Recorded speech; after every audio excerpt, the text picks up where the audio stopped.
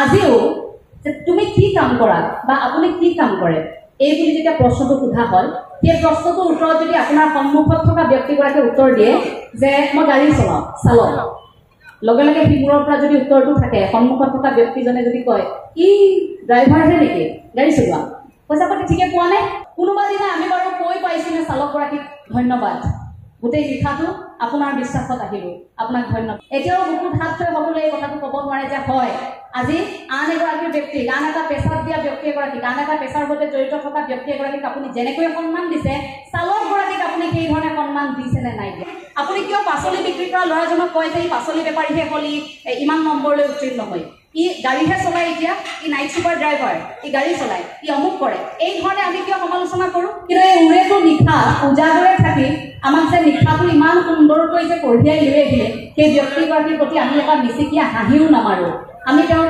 সংস্কৃতিক সন্মান কৰিব জনা এই স্বাভিমানী প্ৰতিগৰাকী ব্যক্তিলৈ মই অন্তৰৰ পৰা শ্ৰদ্ধা জনাইছোঁ কৃতজ্ঞতা জনাইছোঁ এটা দুটা বৰ্ষ আপোনালোকে গৌৰৱিলে তৃতীয় বাৰ্ষিক অধিৱেশন আপোনালোকৰ এই সদৌ অসম দিবানৈক্য প্ৰাইভেট বাছ চালক সন্থাৰ বাৰ্ষিক অধিৱেশনত উপস্থিত থকা পুনৰ কৈছোঁ কৰ্ম সংস্কৃতিক সন্মান কৰিব জনা আপোনালোক একোগৰাকী স্বাভিমানী গতিকে আপোনালোকক কৃতজ্ঞতা নজনাই কাক জনাম মই শ্ৰদ্ধা জনাইছোঁ পুনৰবাৰ আপোনালোক সদায় ভালে থাকক সকলো এগৰাকী চালক আৰু এগৰাকী বিশেষ ব্যক্তিগৰাকী কোন মই অকণমান পাছত ক'ম দুয়োগৰাকী গৈ আছে এখন বিশেষ বিশ্ববিদ্যালয়ৰ এটা অনুষ্ঠানৰ বাবে চালকগৰাকী তেতিয়া গাড়ীখনৰ পাছফালে বহি থকা সেই বিশেষ ব্যক্তিগৰাকীক উদ্দেশ্যি কৈছে যে আপুনি যে কথাবোৰ কয় আপুনি যে তত্ত্ববোৰ বিশ্লেষণ আগবঢ়ায় এই কথাখিনি মই হুবহু কৈ দিব পাৰিম কাৰণ আপুনি ইমান একেই কথাখিনিকে কয় মই কথাখিনি শুনো মই আয়ত্ব কৰিব পাৰিছোঁ মই হুবহু কিন্তু কৈ দিব পাৰিম তেতিয়া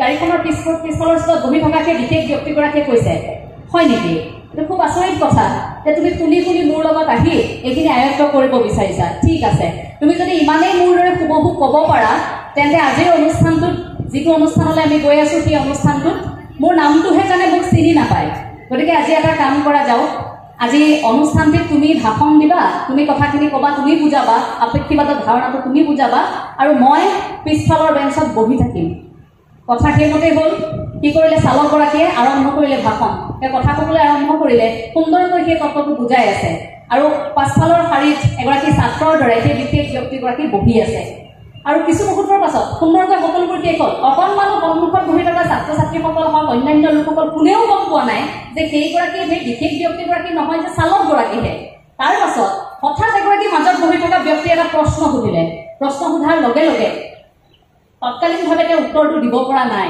উত্তৰটো দিব নোৱাৰি সেইখিনি মুহূৰ্তত এটা উপস্থিত বুদ্ধিৰে চালকগৰাকীয়ে উত্তৰটো দিছে উত্তৰটো কি বুলি কৈছে জানেনে আপুনি ইমান সহজ প্ৰশ্ন মোক সুধিছে এই প্ৰশ্নটোৰ উত্তৰ মই নহয় মোৰ চালকগৰাকী পিছফালে বহি আছে মই নহয় মোৰ ড্ৰাইভাৰজনে এইটো উত্তৰ দিব পাৰিব উঠাই দিলে লগে লগে আৰু লগে লগে ব্যক্তিগৰাকী থিয় হৈ উত্তৰ দিলে সেই ব্যক্তিগৰাকী কোন আছিল জানেনে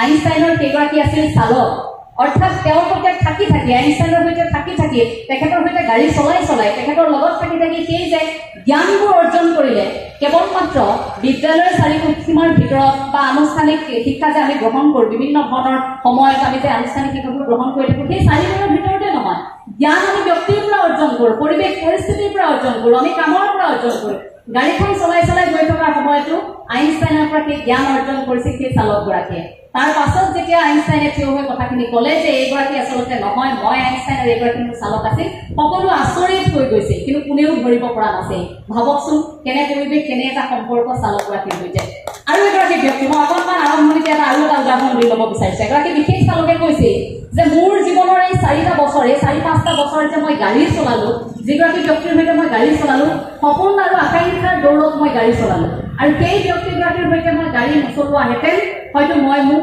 নিজক বিচাৰি নাপালোহেঁতেন সেই ব্যক্তিগৰাকী আছিল এপিজে আব্দুল কালামৰ গাড়ী চালক ডক্টৰ বিকি আৰু ডক্টৰ বিকি কেনেকৈ বিকিৰ মানুহৰ সন্মুখত ডক্টৰ বিকি হৈছিল জানেনে কাৰণ এপিজে আব্দুল কালামৰ ওচৰত তেওঁ যেতিয়া গাড়ী চলাবলৈ আহিছিল এটা সময়ত এনেকুৱা আছিল সেই চালকগৰাকীৰ আৰ্থিক অৱস্থা খুব বেয়া টনকিয়াল নহয় ঘৰখন চলাব নোৱাৰে ঘৰত সন্তানৰ সমস্যা পত্নীৰ সমস্যা ঘৰখন চলাব নোৱাৰি তেওঁ গাড়ী চালক হম বুলি সেই সংকল্প এটা লৈছিল মনত তাৰ পাছত এপিজে আব্দুল কালামে অনুভৱ কৰিলে যে ব্যক্তিগৰাকী সাধাৰণ এগৰাকী ব্যক্তি নহয় তেওঁৰ জ্ঞান আছে জ্ঞান অৰ্জন কৰিব বিচৰা তেওঁৰ সেই হেঁপাহটো আছে গতিকে সেই মুহূৰ্তত এপিজে আব্দুল কালামে বুজালে যে তুমি গাড়ী চলাই আছা মোৰ সৈতে চালক হৈ আছা, কিন্তু তুমি আকৌ অধ্যয়ন কৰিব লাগিব, তুমি শিক্ষা গ্ৰহণ কৰিব লাগিব।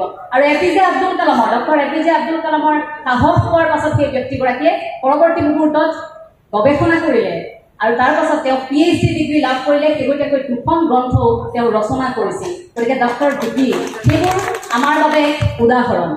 আজিও যে তুমি কি কাম কৰা বা আপুনি কি কাম কৰে এই বুলি যেতিয়া প্ৰশ্নটো সোধা হয়, সেই প্ৰশ্নটোৰ উত্তৰত যদি আপোনাৰ সন্মুখত থকা ব্যক্তিগৰাকীয়ে উত্তৰ দিয়ে যে মই গাড়ী চলাওঁ, চালক, লগে লগে সিমূৰৰ পৰা যদি উত্তৰটো থাকে, সন্মুখত থকা ব্যক্তিজনে যদি কয় ই ড্ৰাইভাৰহে নেকি, গাড়ী চলোৱা, পইচা পাতি ঠিকে পোৱা নাই, এই কথাটো আৰু সন্মুখত যদি আৰু এগৰাকী ব্যক্তি থাকে, তেওঁৰ উত্তৰটো যদি হয় যে খুব ভাল কাম, কৰ্ম সংস্কৃতি, ভাল কাম কৰিছা, ঘৰখন সুন্দৰকৈ চলি আছে নহয়, ভালকৈ কামখিনি কৰি থাকা। এই যে মাজত দুগৰাকী ব্যক্তিৰ পাৰ্থক্যটো, এই সময়খিনিলৈ যাবলৈ অসমবাসীক আৰু অকণমান সময়ৰ প্ৰয়োজন। এতিয়াও বুকুত হাত থৈ সকলোৱে এই কথাটো ক'ব নোৱাৰে যে হয় আজি আন এগৰাকী ব্যক্তিক, আন এটা পেছাত দিয়া ব্যক্তি এগৰাকীক, আন এটা পেছাৰ সৈতে জড়িত থকা ব্যক্তি এগৰাকীক আপুনি যেনেকৈ সন্মান দিছে, চালকগৰাকীক আপুনি সেই ধৰণে সন্মান দিছে নে নাই দিয়া। আমি কোনোবা দিনা এই যে নাইট ছুপাৰত আমি যেতিয়া আহোঁ, মই যিহেতু উজনিৰ এগৰাকী জীয়ৰী, মই ধেমাজি যেতিয়া আহি আছোঁ, গাড়ীখনত আহি আছোঁ, ৰাতিপুৱা যেতিয়া ISBTত নামো, ইয়াত নমাৰ পিছত কোনোবা দিনা আমি বাৰু কৈ পাইছোনে চালকগৰাকীক ধন্যবাদ, গোটেই লিখাটো আপোনাৰ বিশ্বাসত আহিলোঁ, আপোনাক ধন্যবাদ, আমি কেতিয়াবা কৈ পাইছোনে? কেতিয়াও পোৱা নাই। আমিতো মানুহ, আমাকতো সম্পৰ্ক লাগিব। আমি অথচ আমি কেনেকুৱা কৰোঁ যে আমি গাড়ীখনত আহিলোঁ, ভাড়াটো দিলোঁ, তাৰ পাছত নামি গ'লোঁ, কিন্তু এই উৰেটো নিশা উজাগৰে থাকি আমাক যে নিশাটো ইমান সুন্দৰকৈ যে কঢ়িয়াই লৈ আহিলে, সেই ব্যক্তিগৰাকীৰ প্ৰতি আমি এটা মিচিকিয়া হাঁহিও নামাৰোঁ। আমি তেওঁক এটা হাঁহি, তেওঁ কথা এষাৰ সুধিলে সেই প্ৰত্যুত্তৰটো দিবলৈ আমি অকণমান ড্ৰাইভাৰহে কথা পাতিম, কৈ থৈ দিলোঁ, দাদা হয়, এনেকৈ কৈ থৈ দিলোঁ। আমি সন্মানসূচকভাৱে কথাখিনিও ক'ব নাজানো, কাৰণ আমাৰ মানসিকতা, আমাৰ সময়, আমাৰ পৰিস্থিতি, আমাৰ ধাৰণাটোৱে তেনেকুৱা হ'ল। এই যে জীৱন জীৱিকা, জীৱন নহ'লে জীৱিকা অসম্ভৱ, কিন্তু জীৱিকা নহ'লেও জীৱনটো অসম্ভৱ। আপুনি জীৱনটোত আছে কিন্তু আপোনাৰ জীৱিকা নাই, তেন্তে আপুনি কি কৰি থাকিব? আপোনাৰ জীৱনটো মূল্যহীন নহ'ব জানো? গতিকে জীৱিকাৰ কিবা বাছ বিচাৰ আছে নেকি? আপুনি যদি অৰ্থনৈতিক স্বাৱলম্বিতা অৱলম্বন কৰিব বিচাৰিছে, আপুনি যদি বৃত্তিমুখী শিক্ষাৰ কথা ক'ব বিচাৰিছে, আপুনি যদি কৰ্ম সংস্কৃতিৰ কথা কয়, কৰ্মমুখী আন্দোলনৰ কথা কয়, তেন্তে আপুনি কামত কিয় নাহে? আপুনি কিয় পাচলি বিক্ৰী কৰা ল'ৰাজনক কয় যে ই পাচলি বেপাৰীহে হ'ল, ইমান নম্বৰলৈ উত্তীৰ্ণ হয়, ই গাড়ীহে চলায়, এতিয়া ই নাইট ছুপাৰ ড্ৰাইভাৰ, ই গাড়ী চলায়, ই অমুক কৰে, এই ধৰণে আমি কিয় সমালোচনা কৰোঁ? আমি কিয় সেই কামটো সন্মান কৰিব নাজানো? উচ্চ ডিগ্ৰীধাৰী এগৰাকী ব্যক্তি এটা আসনত পোৱাৰ লগে লগে সেই ব্যক্তিগৰাকীয়ে আমাৰ বাবে বিশেষ নেকি? এই চালকসকলতো আমাৰ বাবে বিশেষ। এই কথাবোৰ আমি এতিয়া লাহে লাহে অনুধাৱন কৰাৰ কিছু সময় আহি পৰিল। আমাৰ মাজৰ সেই সম্পৰ্কবোৰ, আমি যে আমাক কিবা এটা কৰি দিয়াৰ পিছত যে মানুহক আমি ধন্যবাদ জনাওঁ, সেই ধন্যবাদ পিছত সেই কথাবোৰ এতিয়া প্ৰকাশ কৰাৰ সময় আহি পৰিল। আপোনালোকৰ বিভিন্ন মুহূৰ্তত মই দেখি আছোঁ, এই যে সংগঠনটো জন্ম হ'ল, মই ৰূপনদাৰ কথা অকণমান উনুকিয়াব বিচাৰিম। ৰূপনদাই এটা কথা কৈছে যে মই কোৱা কথাখিনি কেৱল মোৰ কথা নহয়, এয়া আমাৰ সকলোৰে কথা, কাৰণ আমি কিবা এটা কথা কোৱাৰ আগত আমি আলোচনা কৰি কথাখিনি কওঁ। বহু সময় দেখিছোঁ সামাজিক মাধ্যমত যেতিয়া তেখেতক আক্ৰমণ কৰা হয়, তেতিয়া কয় যে গোটেই অসমত থকা এই চালকসকলৰ মুৰব্বী নেকি ৰূপম দত্ত, এই কথাটো সকলোৱে সোধা মই দেখিবলৈ পাওঁ। এই কথাটো যেতিয়া সোধে, তাৰ পাছত ৰূপনদাৰ হয়তো এইখিনি প্ৰত্যুত্তৰ আছিল। কিন্তু এটা কথা, আপোনালোকৰ মাজত মতৰ অমিল থাকিব পাৰে, কিন্তু মই আশা কৰিম আৰু এগৰাকী আপোনালোকৰ কনিষ্ঠ হিচাপে মই আপোনালোকক অনুৰোধ জনাম, আপোনালোকৰ মাজত কিন্তু মনৰ অমিল কেতিয়াও হ'বলৈ নিদিব। এই যে আপোনালোকে 3 বছৰ দিন কষ্ট কৰি এই যে তৃতীয় বাৰ্ষিক অধিৱেশন আপোনালোকে যে পাতিবলৈ সক্ষম হৈছে, এই যে আজি আপোনালোকে এই আসনখনৰ পৰা, চালকৰ আসনখনৰ পৰা নামি আহি এনেকৈ যে এটা অনুষ্ঠান আয়োজন কৰি সকলোৱে একেলগে বহি আপোনালোকৰ ভাল লগা বেয়া লগাবোৰ আলোচনা কৰিছে, এই পৰিৱেশটো জীয়াই থাকিবলৈ শক্তি এটাৰ প্ৰয়োজন নহ'ব জানো? মতবোৰ অমিল হৈ থাকক, মত অমিল হোৱাটো স্বাভাৱিক কথা, 5টা আঙুলি সমান নহয়, কিন্তু 5টা আঙুলি সমান নহয়, 5টা আঙুলিৰ কাম বেলেগ বেলেগ নহয় জানো? গতিকে এই 5টা আঙুলি মিলি হাতৰ এটা মুঠি হ'ব, সেই মুঠিটো হৈ আপোনালোক জিলিকি থাকক, আপোনালোকৰ মনৰ অমিল কেতিয়াও হ'বলৈ নিদিব। যেতিয়া ভগৱান শ্ৰীকৃষ্ণ অৰ্জুনৰ ৰথৰ চালক আছিল, আমিতো সকলোৱে জানো, যেতিয়া অৰ্জুনক সোধা হৈছিল যে তোমাক সৈন্য লাগিব নে ৰথী লাগিব, মই যদি যাওঁ মোৰ সৈতে কিন্তু সৈন্য নাথাকে, মই অকলেহে যাম, মই তোমাৰ সাৰথীহে হ'ব পাৰিম। অৰ্জুনে কৈছিল যে ঠিক আছে হ'ব, আপুনি মোৰ সৈতে থাকিলে হ'ল, আপুনি মোৰ সৈতে থাকক, সমগ্ৰ যুদ্ধ এনেকৈ সময় পাৰ হ'ব।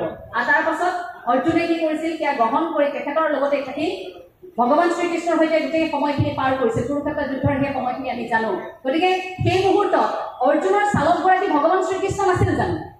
কেৱল মাত্ৰ ৰথখন চলাইয়ে গৈছিল, নে বহুখিনি কথাও কৈ গৈছিল, পৰামৰ্শ আগবঢ়াইছিল, যিখিনি পৰামৰ্শ আজি সমগ্ৰ বিশ্বই স্বীকাৰ কৰে সেয়া হৈছে গীতা, গীতাৰ মনোবিজ্ঞান। আৰু গতিকে এই চালক শব্দটো আপুনি সহজে কৈ দিব পাৰে, ড্ৰাইভাৰ, চালক, এই চালক শব্দটো কিছু লোকৰ বাবে হয়তো এটা সাধাৰণ শব্দ হ'ব পাৰে, কিন্তু একাংশ লোকৰ বাবে জীৱন জীৱিকাৰ এখন যুঁজ।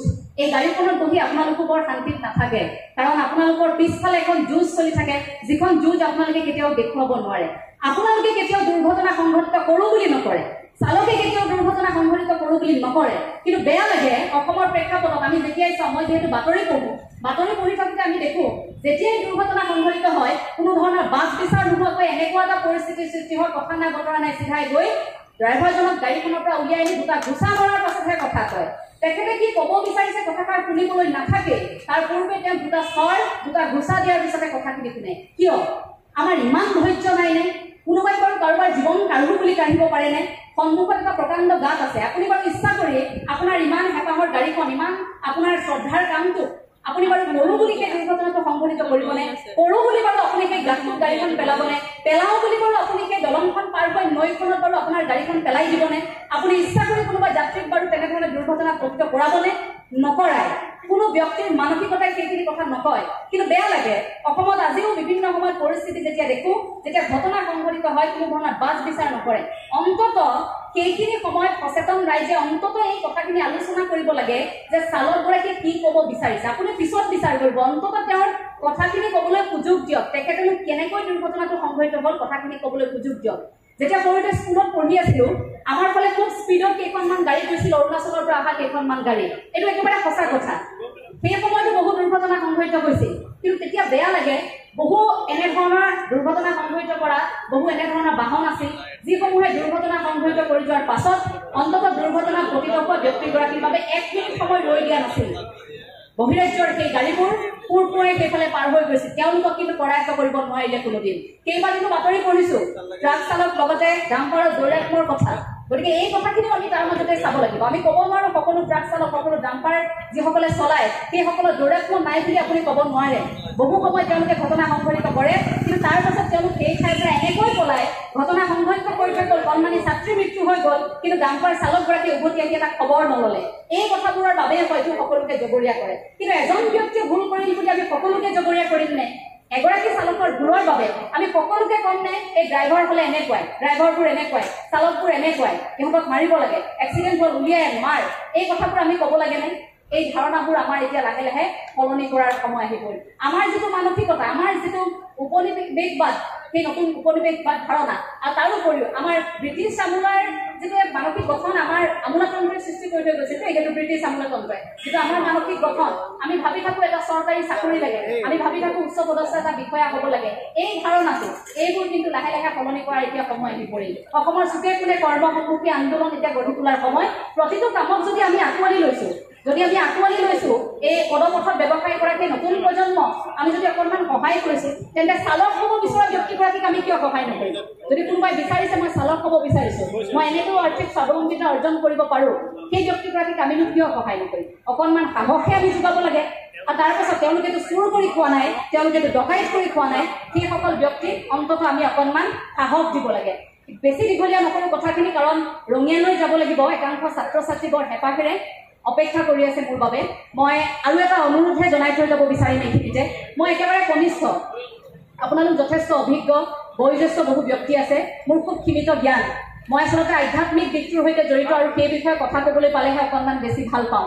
এই বিষয়ে হয়তো আপোনালোকৰ যিসমূহ সমস্যা আছে সেই সমস্যাবোৰৰ বিষয়ে মই বৰ বেছি ভালকৈ নাজানো, কাৰণ মই সেই বিষয়বস্তুটোৰ সৈতে জড়িত নহয়। কিন্তু বাহিৰে বাহিৰে যিখিনি দেখিছোঁ, আপোনালোকৰ যিবোৰ দুখ দেখিছোঁ, সেই দুখখিনি কিন্তু অনুভৱ কৰোঁ। আপোনালোকে যেতিয়া এই উৰে নিশা বাছখন চলাই অহাৰ পিছত, গোটেই দিনটো বাছখন চলোৱাৰ পাছত আপোনালোকৰ এটা সমস্যা সমাধানৰ বাবে আপোনালোকে যেতিয়া কৰ্মবিৰতি কৰিবলগীয়া হয়, আপোনালোকে ফূৰ্তিত নকৰে সেই কাম, আপোনালোকে যেতিয়া ৰাস্তাত আন্দোলন কৰিব লগা হয়, ক'লে ক'ভিডৰ সময়ত আপোনালোকে এটা ৰঙালাও এটা জাতিলাও আপোনালোকে একেলগে ইয়াত থুই একেলগে সকলোৱে সেয়াকে খাই আছিল, সেইখিনিতো কম যন্ত্ৰণা নহয়। গতিকে সেই কথাখিনি অন্তত অকণমান অনুভৱ কৰিব বিচাৰিছোঁ। আপোনালোকক কওঁ, আপোনালোকৰ যিমান অভিজ্ঞতা আছে সেই অভিজ্ঞতাৰ তুলনাত এঞ্জেলা চাংমাই একেবাৰে এটা শূন্য, এটা জিৰ'। গতিকে মোক বাইদেউ মেম এই ধৰণৰ সম্বোধনবোৰ নকৰিব। কেইবাগৰাকীও অনুষ্ঠানৰ বিষয়ে যেতিয়া কথা পাতিবলৈ গৈছিল তেতিয়া কৈছিল বাইদেউ বুলি।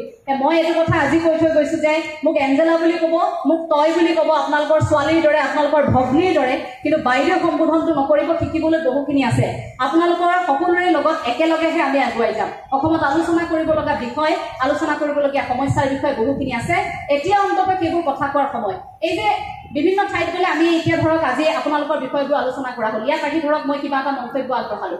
এতিয়া সামাজিক মাধ্যমত যদি এই ভিডিঅ'টো বিয়পি পৰে তেতিয়া একাংশ লোকে ক'ব যে এওঁ অকল সমালোচনাই কৰিব জানে, এওঁ অকল বেয়া কৰিয়ে ক'ব জানে। কিন্তু এইখিনি আচলতে সমালোচনা তেনে সমালোচনা নহয়, আক্ৰমণমূলকীয়া সমালোচনা নহয়। এইখিনি মনৰ কথা। মনৰ কথাবোৰ যদি আমি নতুন প্ৰজন্মই আলোচনা নকৰোঁ আমি সমাধান কেনেকৈ কৰিম? যদি অকল ভাষণ দি ঠিক আছে, মই অকণমান সময় আহি এটা দীঘলীয়া ভাষণ দি আপোনালোকৰ মাজৰ পৰা গুচি গ'লো, খুব ডাঙৰ ডাঙৰ কথা কৈ, তত্ত্বগধুৰ কথা কৈ এইখিনিৰ পৰা গুচি গ'লো, কিন্তু আপোনালোকৰ সমস্যাবিলাক, এই যে মনত খুদুৱাই থকা আমাৰ কথাবিলাক, সেইবিলাক ক'লৈ যাব? সেইখিনিতো আলোচনা কৰিব লাগিব। গতিকে সেইখিনি কথাবিলাক আলোচনা কৰা এটা পৰিৱেশ অসমত সৃষ্টি হওক। অন্ততঃ কোনো কনিষ্ঠই যদি কিবা এটা কথা কৈছে, জ্যেষ্ঠ এগৰাকী অন্ততঃ কনিষ্ঠগৰাকীয়ে কি কাৰণে সেই কথাষাৰ উল্লেখ কৰিছে সেইটো বুজাৰ এটা পৰিৱেশ অসমত সৃষ্টি হওক, সেয়া কামনা কৰিছো। জীৱন জীৱিকাৰ সৈতে জড়িত হৈ থকা প্ৰতিগৰাকী কৰ্মমুখী ব্যক্তিক মই আকৌ এবাৰ শ্ৰদ্ধা জনাইছো। আপোনালোক ভালে থাকক। আপোনালোকে কোনোদিন নিজৰ কামটোক যিহেতু লাজ কৰা নাই, কেতিয়াও আপোনালোকৰ কামটোক ভয় কৰা নাই, গতিকে ঈশ্বৰৰ ওপৰত ভৰসা ৰাখক। আপোনালোক সদায় ভালে থাকিব। আপোনালোকৰ মাজত যিটো একতা আছে সেই শক্তিক আপোনালোকে জীয়াই ৰাখক। এজন ৰূপম দত্ত নহয়, আজি কেবিনৰ ইপাৰে সিপাৰে ৰূপম দত্তই লিখাৰ বাবেহে গম পালো যে নাইট ছুপাৰখন চলাই গৈ থাকোঁতেও ইমানখিনি অনুভৱ হ'ব পাৰে, ইমানখিনি অভিজ্ঞতা থাকিব পাৰে। তেতিয়ালৈকেতো অসমৰ বহু মানুহে চালক বুলি কোৱাৰ লগে লগে ইমান যে ভাল লগা এটা অনুভৱ, এই কামটো যে ইমান ভাল লগা হ'ব পাৰে, এই মেচিনৰ লগত যে আপোনালোকে খেলা কৰি থাকে, এই মেচিনটোৱে যে আপোনালোকক ইমানখিনি অভিজ্ঞতা দিছে, ইমান তিতা মিঠা অভিজ্ঞতা যে আপোনালোকে লৈছে, আমিতো কিয় গম নাপালোহেঁতেন। গতিকে এজন ৰূপম দত্ত নহয়, বহুজন ৰূপম দত্ত ওলাই আহক আৰু আপোনালোক সকলো এক হৈ থাকক। সকলো সদায় ভালে থাকক। এগৰাকী কনিষ্ঠ হিচাপে, আপোনালোকৰ ভগ্নী হিচাপে আপোনালোক সকলোৰে চৰণত মই পুনৰবাৰ শ্ৰদ্ধা জনাই মোৰ ক'বলগীয়া দুআষাৰ সামৰণি মাৰিছো। সকলো সদায় ভালে থাকক। জয় আই অসম।